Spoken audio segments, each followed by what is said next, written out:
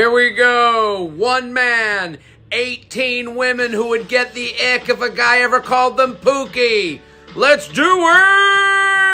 So we're back at the mansion. I can't tell you how much credit we need to give these people because they take away their phones. There's no magazines. So they just sit in the living room and stare at each other like it's the 1850s and they're camping out. Do you tell scary stories? I would break down. I'd be like, okay, I spy with my little, get me out of here, please. I need social media. I need to make fun of people I barely know. I love that when they read their names off for the group date, they all have to do their own little special smile. I wish one of them would just immediately fart. Like, how much fun would it be if she was just like, hey, nobody had tacos? So Joey's going to throw a Mrs. Right competition, which is like a pageant of some sort.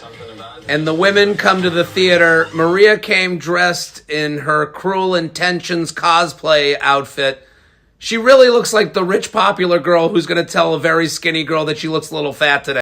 So Joey tells the women that a few more ladies are going to join the party. And they're like, are they joining the show? And then suddenly the women from the Golden Bachelor are here. And they're like, oh, thank God, they're old and unfuckable.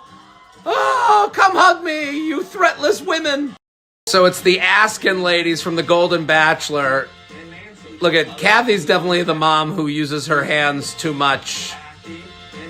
Here's the thing. No one ever really understood what the askin' telling thing. You're asking, we're telling. They're like, haha, we don't get it, but cool, thank you for coming. Than to have a pageant. Look at the girls are like, oh, cool, I guess. I guess the women on the Golden Bachelor weren't the image of feminism that I made them out to be last season. I guess they were exactly who our moms are, and they're going to ask us to get in bikinis and do flips like normal businesswomen. If you enjoy the Bachelor live stream that I do every week, you're going to love my stand-up show. I want you to bring your friends, bring your family, assemble that group chat you talk with every day. All these cities are coming up. New York, tickets are almost gone. Boston, they're gone. Toronto, Chicago, very limited tickets left. It's an hour story about going to the beach with my family, but it's really about being a millennial, my connection to my parents. If you're on the family plan still, you are going to love this show. So come, here's the link, hit it, get your tickets now. Look at all these cities, all these places, the family business tour, come. So we're at the Mrs. Right pageant. This guy who looks like me can't be happy to be here. He's like, oh God, my girlfriend made me come. She said, if you ever want to get blown again, you're going to miss the football games today. So now I'm here. So instead of a bikini contest, they have a Sunday chill wear competition. Where are the Lululemons? Where are the crop sweatshirts that make me horny for some unknown reason that must be connected to my childhood? Where's that attire that I like? There's a question and answer portion. Like, they are so lucky my mom isn't on this panel. My mom would be like, what's your last name? When was your bat mitzvah? What's the last Passover you went to? Have you ever faked it? They ask her if she's faked an orgasm. And Sydney, rest in peace to her ex-boyfriend. Oh no, look at, they're all laughing. She's like, oh, we've all never felt real pleasure. So funny. I'd be crying. Lexi goes in a different direction. She's like, I like Joey for his heart. And Joey, 15 milligrams in, is like, what's she saying? Look at Susan's like, but do you like a big penis or a medium penis? We were talking about sex here. Look at April's lost all interest. She's like, tell me when she gets to the orgasming part. Edwina wrote an original song for Joey. And I gotta say, it's giving me like secondhand embarrassment a little bit. But it actually kills. Look at, she brought the house down. The worst thing that could happen is like, Edwina's like, I'm leaving the show. You've inspired me. I'm going on American Idol. Like, how quickly would people stop her? So Sydney said that she's done pageants before and comes out hot. O-V-E, Joey is the one for me. And it is not working. O-V-E, Joey I mean, is the one for me. good for you. A lot of good for you faces. Joey is the one for There's audible laughter. I don't think she's going for laughter. Mrs. Right, that's me. Oh, she is so lucky she's not doing this for my mom. My mom would be like, what's she doing? Does she think this is good? Is it supposed to be funny? She'd be like narrating this like an annoying Morgan Freeman. Is it a cheer competition? What does she think she's doing? So Lexi says that her talent is that she's the best kisser. She's like, I'm really good at making the blood flow to a man's penis, and I'd like to show that off for you and a studio audience. And she goes for it. I mean, look at Susan's like, where's my vibrator? They get together to decide on a winner. And you can't have women this age try to whisper. They have no ability. Like, if my mom was in this group, she'd be like, who's the one that stuck a tongue down your throat? The cheerleader was no good. Didn't have it. I like Maria's gusto. What's her last name? Is she Jewish? And Lexi wins. She's surprised. She's like, wait a minute. People, like, played instruments and did flips. All I did was what I did in 7th grade during a Kiss the Bottle game, but sure, I guess I win. An introvert? Maria claims to be an introvert. This is the woman who did a costume change mid-date into lingerie. I do love the Total introvert. She may not know what that word means based on how she just used it. So Joey tries to get to the bottom of the drama that happened with Medina last episode, and then she says she felt bullied, and he's like, well, give me some names. And Medina, like a witness being questioned in an SVU episode, is like, I don't name names. You ain't gonna get no names out of me. I'm a steel trap. And then he's like, no, it's okay, it's okay. They treat bullying on this show as if it's a slur of some sort. So Kelsey gets the rose from the group date. They step over Medina. They're like, excuse me, the one I would like to marry more. Need to get to her. And then she stares as if she's a robot on Westworld. Like, there's not a lot going on right there. Like, it's like she's like, looks like she's like contemplating, like, can I fart now? Just don't look like it's you. Just don't keep eyes straight and you can get it out. Just spread one cheek and you can, no one will know. Straight into the couch cushion. It'll go right into it. No one will smell. So now there's a discussion over bullying going on. Who it was, and I said I don't feel comfortable sharing that. Let me just say, like, bully is a big word. Don't say the B word in front of Maria. Can you just explain to me? She's like, my father was bullied. My father's father was bullied. We come from a family of bullies. Don't just mention the B word in front of me. So now Sydney gets herself involved. And everyone's just watching like they're kids at the dinner table and mom and dad are fighting. This girl is Sydney. It's like a battle of two. It's like Godzilla versus King Kong. Like, I don't know who's more annoying, Maria or Sydney. It's Alien versus Predator. So it's Maria versus Sydney. And you can tell they don't like Sydney. And they also know Maria is a pain in the ass. Because they keep repeating Maria's name to explain her. They're like, Maria's gonna do Maria. You know? Sure, Maria's gonna spit on a homeless person, but like, it's Maria. So Jen from Miami and Joey go on a surfing date, which seems fun, but you gotta feel bad for Jen. Like, she put on makeup, she got her hair done, she spent 6 hours. They don't pay these people. They don't have people helping them. Like, get ready for the date. You'll be jumping in the ocean. So they have a great date, and then they end it by making out in their wetsuits, which that cannot be kind to Joey's penis. Like, this might look nice, but the salt water, the sand, the rubber of the wetsuit, get a lot of chafing. It hurts. No, let me out. So Joey and Jen have this really nice date. She talks about how she doesn't talk to her dad anymore, and then they come out to this drone display. If I was a guy in LA dating a Jen, I'd be like, hey, Jen, look out the window. Look what I did for you. Yeah, that's a rose from me. I put it in the sky. The girlfriend would be like, for me? Where's the rose? The real rose? He'd be like, oh, I'll get it for you tomorrow. Okay, they're gonna do a tennis date. You knew this was coming.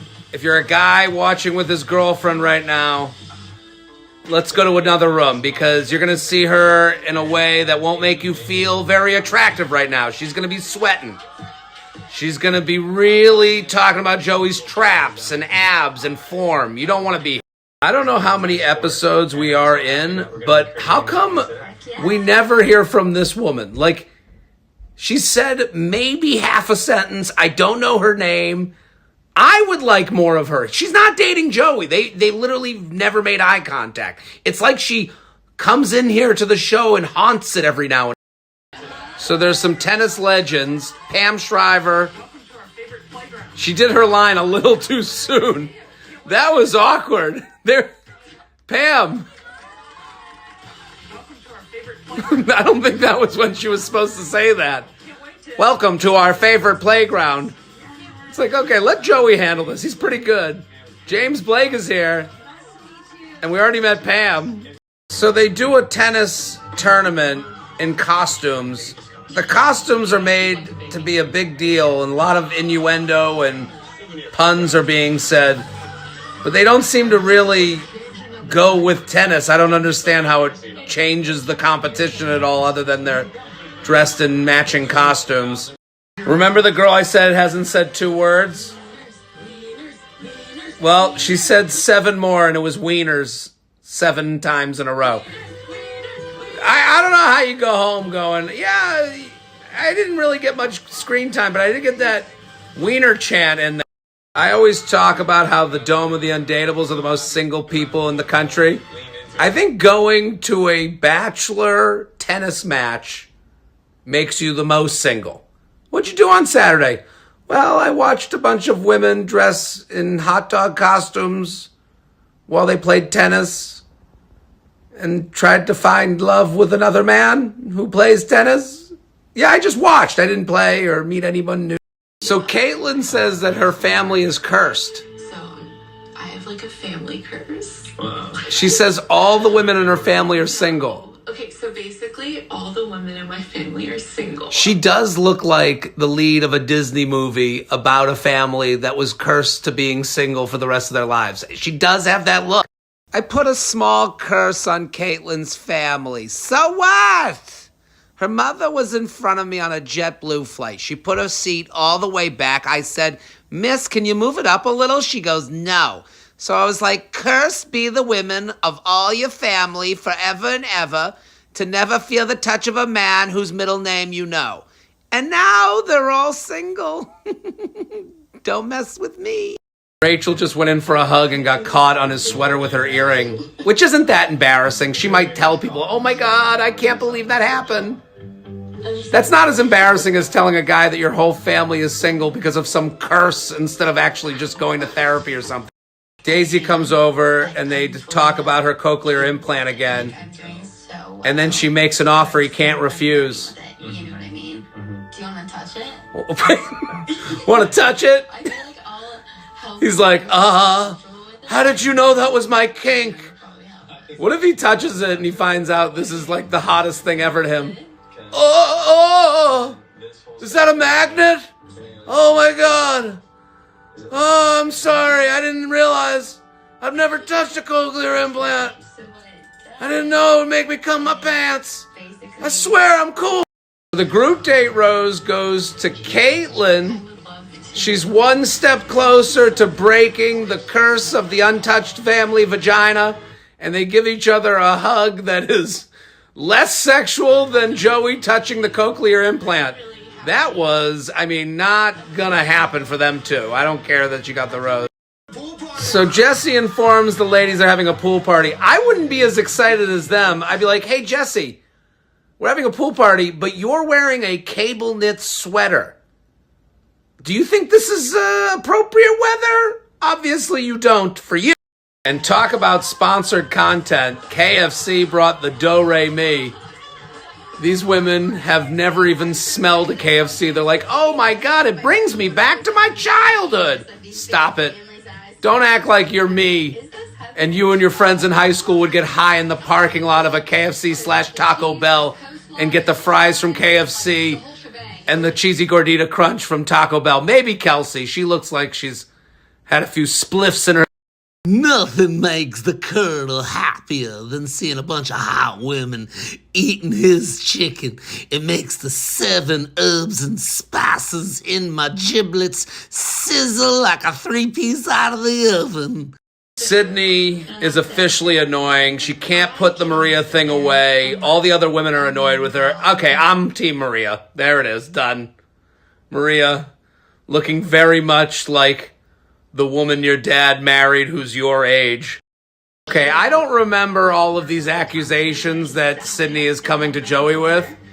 She called me embarrassing, weird, and She does seem like a girlfriend who would cry about the table that they gave you at the restaurant. So, yeah, I'm not gonna be Team Sydney. And Sydney's unlikable just by the look of her tattoos. Like, I know everything about her. Like, if you have those finger tattoos, you went to Burning Man once, you did a little ayahuasca, you didn't take the vaccine because you believed that crystals rubbed against your anus would work better. So Joey pulls aside Maria to talk about the accusations. I'm Team Maria in this, but I don't think Maria's like one of the nice girls. Like, look at this stare. That's a look off to I'm gonna murder that bitch. That's what the bad guy in the movie does. Like, hey, I heard they're talking shit. What? Who said something? Like, that is like, I'm about to throw down stare. And now, like, she's gonna go into defense. She's figuring out a plan right now. This is an evil genius. I think Maria's very good at this game. Sydney, if you like her, there's no way you can like me. She's basically like, hey, Joey, Because you want to see these titties again? different. Get rid of Sydney. Because if you like her, you can't like me. As much as I possibly can. And she goes full ultimatum right away, which is a fantastic move. Why she's feeling this way. She also says that she was bullied as a kid. Let's just go on the assumption that everyone in this house thinks they were bullied. There's not one human in America that's like, oh, I had the easiest childhood ever. tried to squash this. Sydney claims she's tried to squash this again and again. I've tried to squash this by talking about it over and over and over again. That head nod that she just did, that's the most annoying head nod I've ever seen. That is very much mom at a PTA meeting who's trying to get books banned. Okay, we're at the rose ceremony, and if this ghost hottie stays another week, I'll just believe that I'm the only one that sees her. Like, maybe she's a figment of my imagination. Maybe I've dreamt her up. So we got one last rose. Maria already got a rose. There's Ghost Hottie, Krissa, Evelyn, Sydney. Will she be going back to Coachella? No, she stays. Maria, angry. We're going to have a face-off. Sydney gets the rose. Here we go. And Evelyn cries one more time. No one had more tears per minute on screen than Evelyn. And goodbye, Ghost Hottie. What if he hugged her and she just disintegrated into dust? Like she was never here. It's like, we didn't even get your Instagram handle. And that's it for The Bachelor. And that's it for me. I'll be back next week. Share my feed post to your story. Let someone know. And if you watch this whole thing, follow. You got some entertainment. You got some laughs. That's what you do, like a normal person.